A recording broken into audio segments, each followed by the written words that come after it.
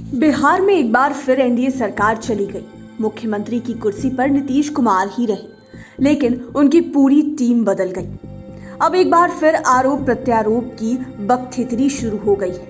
कल तक महागठबंधन के लोग नीतीश कुमार को भला बुरा कह रहे थे, लेकिन अब एनडीए के लोग उल्टा पुल्टा बोल रहे हैं। लेकिन सवाल है कि आखिर एनडीए की सरकार की विदाई बिहार से क्यों हुई? सियासी पंडित इसके लिए बीजेपी के कई बड़बोले नेताओं को दोषी मान रहे हैं। ऐसे में आपको आज 5 PM के 5 का तड़का में हम बीजेपी के उन 5 नेताओं के बारे में बता रहे हैं जिन्होंने अनाप शनाप बयान या फिर काम करके सियासत की ऐसी की तैसी कर दी। सबसे पहले बात करते हैं बीजेपी विधायक रामसूरत राय के बारे में। नीतीश कुमार के एनडीए के मुख्यमंत्री पद से इस्तीफा देने के बाद अब ये पूर्व मंत्री हो गए। जब एनडीए की सरकार थी तब ये भूमि सुधार और राजस्व मंत्री थे। इन्होंने थोक भाव में अफसरों का तबादला कर दिया था। बिहार के 534 अंचलों में से 150 से अधिक के सीओ का ट्रांसफर विभाग की ओर से किया गया था। सीओ के साथ कई अन्य राजस्व एवं अन्य अधिकारी और कर्मी भी शामिल थे। इसमें काफी अनियमितता के आरोप भी लगाए गए। पैसों के लेन देन की भी बात आई। बात इतनी अधिक फैली कि मामला सीएम हाउस पहुंच गया और नीतीश कुमार की बदनामी होने लगी।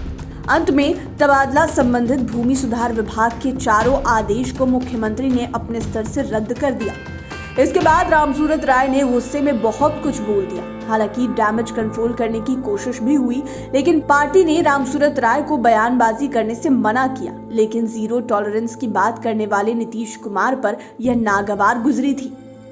अब बात करते हैं प्रदेश अध्यक्ष संजय जायसवाल की। ये शुरू से ही एक विरोधी की तरह नीतीश सरकार के काम को टारगेट कर रहे थे।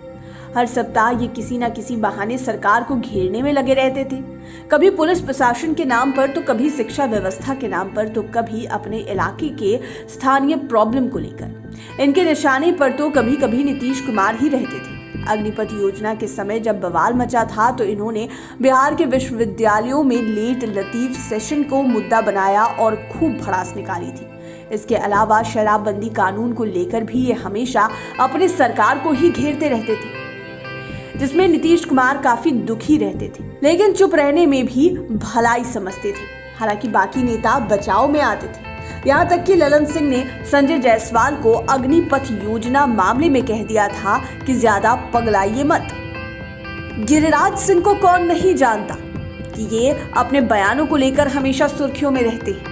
इनका जनसंख्या नियंत्रण कानून को लेकर हमेशा विवादित बयान आता रहता है। ये अभी केंद्रीय मंत्री हैं और जब ये मंत्री नहीं थे तब भी इनका विवादित बयान आता ही रहता था।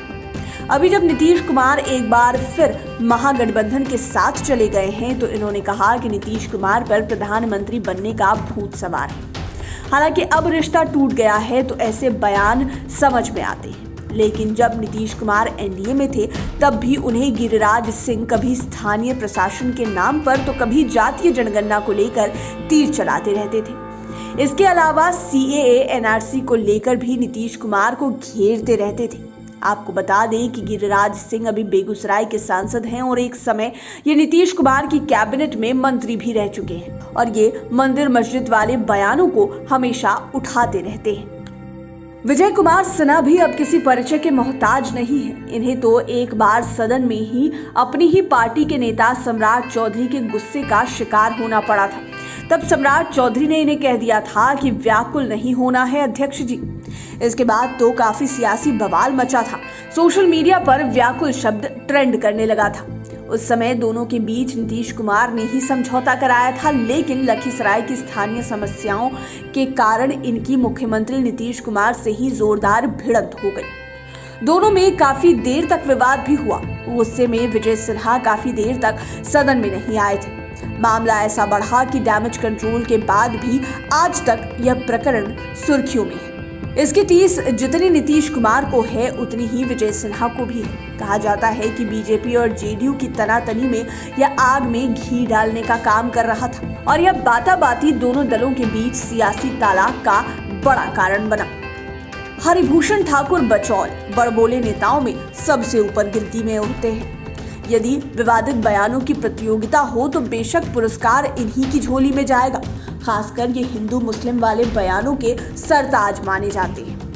बिहार में दोबारा महागठबंधन की सरकार बनने को लेकर बोले कि बिहार में आतंकियों की स्लीपर सेल एक्टिव है, और जब बीजेपी ने इसे लेकर आवाज उठाई तो नीतीश कुमार डर से भाग गए। इन्होंने एक बार मदरसे को लेकर भी विवादित बयान दिया था, वहां आतंक की पढ़ाई होती है। यह बयान उस समय आया था जब बांका में बम ब्लास्ट हुआ था और उसमें एक इमाम की मौत हो गई थी। इनके बयान से जेडीयू के नेताओं से लेकर मुख्यमंत्री तक असहज हो जाते थे। एक बार तो इन्होंने नीतीश कुमार के मरने तक की बात कह दी थी। यह कह दिया था कि यदि नीतीश कुमार की मौत हो जाएगी तो जेडीयू खत्म हो जाएगा। तब इन्होंने ललन सिंह और उपेंद्र कुशवाहा को झोला ढोने वाला बताया था। खास बात कि उस समय जेडीयू भी बीजेपी के साथ एनडीए में ही था। हालांकि हम पार्टी के दानिश रिजवान ने भी एक बार कह दिया था कि बचौल जैसे नेता बीजेपी के नाम पर कलंक है। उम्मीद है ये वीडियो आपको पसंद आया होगा। इसी तरह के वीडियोस के लिए हमारे चैनल 5 PM को सब्सक्राइब कर लें, साथ ही फेसबुक पेज को भी लाइक करें। धन्यवाद।